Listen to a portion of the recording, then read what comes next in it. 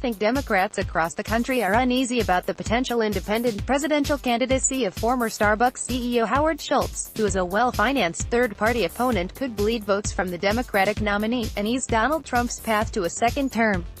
They're worried he won't hold a cup of coffee to that of former fans of the Seattle SuperSonics. Schultz bought the beloved ex-NBA team in 2001, referring to the franchise as a public trust in the Seattle community.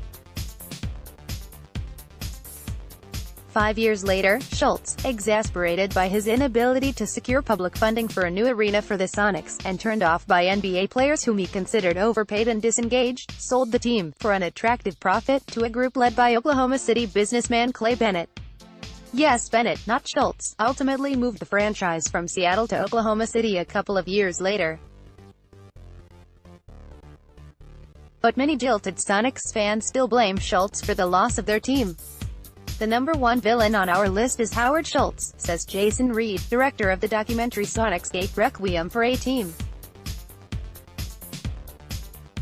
He had the power to keep the Sonics in Seattle forever. Reed is no fan of Donald Trump, but could never support Schultz against him. This is my worst nightmare, says Reed. Virtually anybody but Schultz. He'll never get my vote. Such complaints by angry basketball fans, who can't quite get over that their local team left a decade ago, are easy to dismiss. After all, Schultz did build Starbucks into a $25 billion company with more than 28,000 stores in 76 countries. That experience is surely worth more on a candidate's resume than flawed ownership of an NBA team for 5 years, correct? Teams change hands all the time. Relocation isn't all that uncommon. Maybe give Schultz a bit of a pass here? No way, say Sonics fans. First of all, whether you're running a coffee company or a basketball team or the United States, you want to know that your leader can be trusted. He called the Sonics a public trust in the Pacific Northwest, then sold it to an out-of-town bidder. People need to know, he is just not honest and full of rhetoric, says Reed. He was also really bad at politics, which hurts the case of someone vying for the highest political office in the land. Schultz clashed with the most popular player on the team, Gary Payton, and the team traded the future Hall of Famer. That's no way to play to your base. A rep for Payton responded to Time's request for comment about Schultz's presidential run. Gary has absolutely nothing to say about that man, she said. Schultz failed to build a coalition of city and state government officials to compromise on arena funding and keep the Sonics in Seattle. He failed to read the political winds. Yes, the Seattle Mariners and Seattle Seahawks had recently received public funding to build new homes. But rather than sensing taxpayer fatigue, Schultz felt the Sonics were entitled to their payday. He also made the mistake of publicly complaining about his team's situation in early 2006, days before the Seahawks were to play in their first Super Bowl in franchise history. Grousing during what should have been a joyous time for Seattle sports fans didn't endear him to anyone. Schultz alienated government officials. State House Speaker Frank Chop, for one, refused to bend. A big red flag for me is that he didn't understand the messy game of politics, says Jeremy Repanich, a former Sonics employee during the Schultz era, and current restaurants editor for the Robb Report. He was no match for Frank Chop. How is he going to outmaneuver Nancy Pelosi? Schultz's stewardship of the Sonics also displayed a penchant for short-term thinking. If he would have stuck out the team's unfavorable lease agreement at Key Arena for a few more years, a more forgiving public have embraced a financial compromise, especially with some more distance between a potential Sonics deal and the public subsidies for the Mariners and Seahawks. He could have negotiated more favorable terms, or build that public-private coalition to construct a new home for the Sonics. A year after the sale, Seattle landed a future superstar, Kevin Durant, in the draft. Right before the franchise packed up for Oklahoma City, the Sonics drafted another future NBA MVP, Russell Westbrook, in 2008. The next year, the Thunder selected a third MVP, James Harden. Imagine if those superstars thrived for the Sonics, in a new or refurbished arena, for an enthusiastic, affluent fan base in a market that serves as a gateway to the Pacific Rim and its millions of basketball fans. NBA franchise values have skyrocketed this decade. The Houston Rockets, for example, went for $2.2 billion in 2017.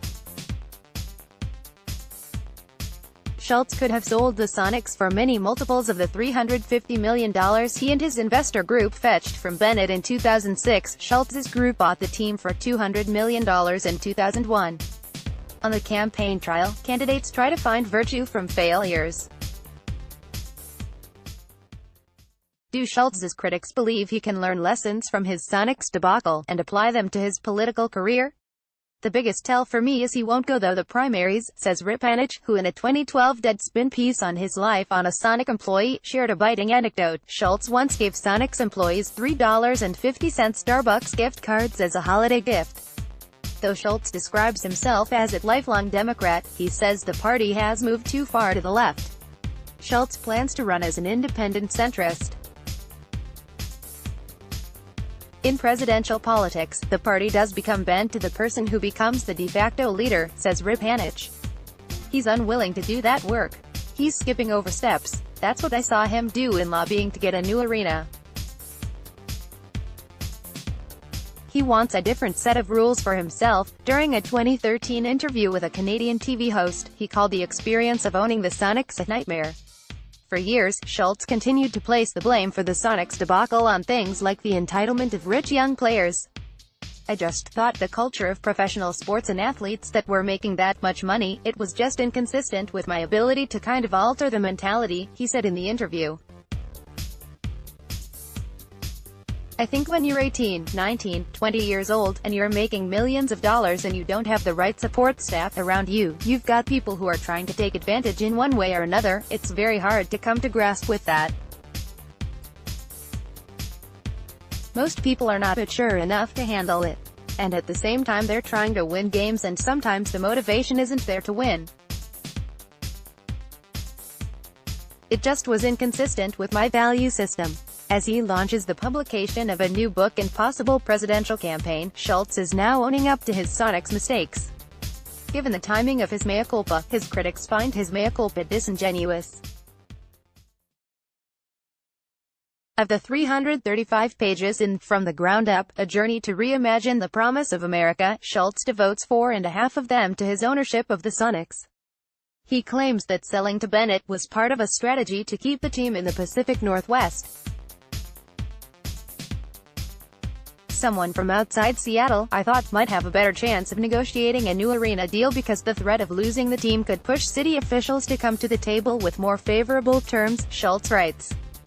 In other words, Schultz thought Bennett was in a better position to squeeze taxpayers than others. In retrospect, this was not a fair position to impose upon the city, Schultz writes. Schultz doesn't deny any fan of Peyton, Sean Kemp, Slick Watts, Jack Sikma, and Sonics green and gold their lingering rage at him. Schultz saves the words Sonics fans have waited to hear for the very end of his brief section on the team. Though they might not be worth much at this point, I will forever, he writes, be deeply sorry. Write to Sean Gregory at sean.gregory@time.com.